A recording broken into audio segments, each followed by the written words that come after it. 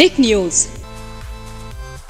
बिल्कुल, ये बहुत मुश्किल घड़ी है। गुजरात चुनाव से पहले प्रधानमंत्री नरेंद्र मोदी के लिए एक तरफ हेलो की जगह वंदे मातरम को लेकर महाराष्ट्र में नया ही विवाद छिड़ा है और दूसरी तरफ देखा जाए पीएफआई मामले को लेकर अमित शाह ने एक्शन लिया है, जिसे लेकर भाजपा सरकार तो घिरी है।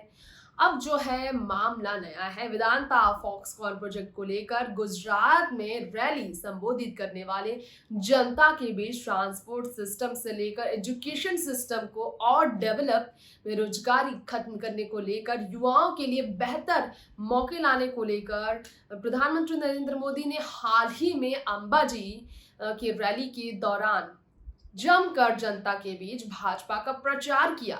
लेकिन उनके सारे प्रचार पर पानी फेरने का काम करते हुए महाराष्ट्र में नजर आए हैं शिवसेना प्रमुख, महाराष्ट्र के पूर्व मुख्यमंत्री उद्धव ठाकरे। नमस्कार, आप देख रहे हैं टिक न्यूज और स्वागत है आप सबका एक बार फिर से हमारे चैनल में। यहाँ आपको बता दूं कि किस प्रकार से उद्धव ठाकरे ने गुजरात चुनाव से पहले प्रधानमंत्री नरेंद्र मोदी के गुजरात दौरे पर तंज कसते हुए उद्धव ने कहा कि उन्हें फुर्सत नहीं है गुजरात में प्रचार करने से।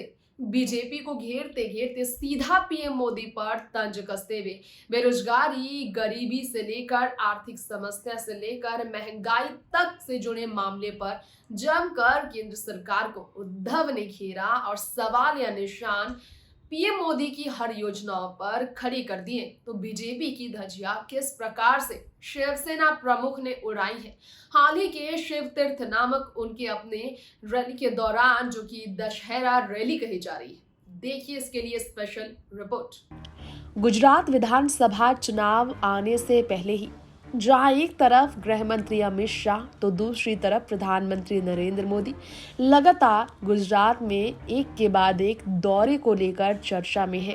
गुजरात की जनता को रैली के माध्यम से संबोधित करते हुए मोदी जी ने भी जमकर विपक्षियों पर निशाने साधे और जनता का विश्वास कायम रखने के लिए, सत्ता में अपनी पार्टी की जीत बनाए रखने के लिए तरह तरह की योजनाओं और प्रगतिशील वायदे किए। ऐसे में शिवसेना की ओर से उद्धव ठाकरे का गुजरात चुनाव से पहले पीएम मोदी पर तीखा हमला करना बड़े सवालों की तरफ इशारे कर रहा है। दरअसल प्रधानमंत्री नरेंद्र मोदी पर सीधा आक्रामक होते हुए उद्धव ठाकरे ने कहा, प्रधानमंत्री नरेंद्र मोदी इस समय गुजरात के चुनाव में फंसे हैं। उन्हें गुजरात के अलावा कुछ नहीं दिख रहा।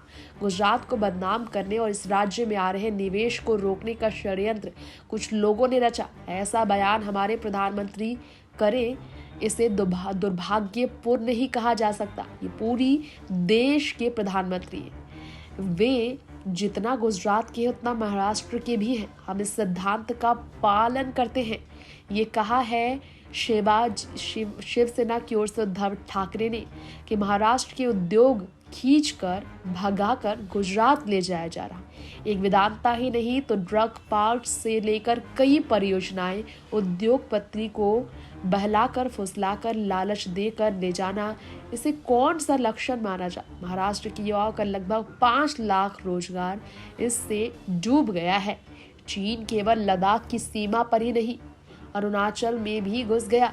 उससे सबक कब सिखाएंगे? वंदे मातरम का यही सही अर्थ है। महाराष्ट्र को तोड़कर कमजोर करके वंदे मातरम की गर्जना कैसे की जा सकती है? ये कहना है उद्धव ठाकरे का। रुपए की कीमत मिट्टी में मिल गई, महंगाई बढ़ गई, बेरोजगारी बढ़ रही है, किसान अपनी जिंदगी गंवा रहे हैं और उसका समाधान क्या? तो इसके आगे हेलो बोलने की बजाय वंदे मातरम बोले। ये मातृभूमि हमारी है, इस मातृभूमि के आगे हम सदैव नतमस्तक हैं। लेकिन ये भूमि सही अर्थों में सुजलाम सुफलाम कब होगी? ये कहना है उद्धव ठाकरे का।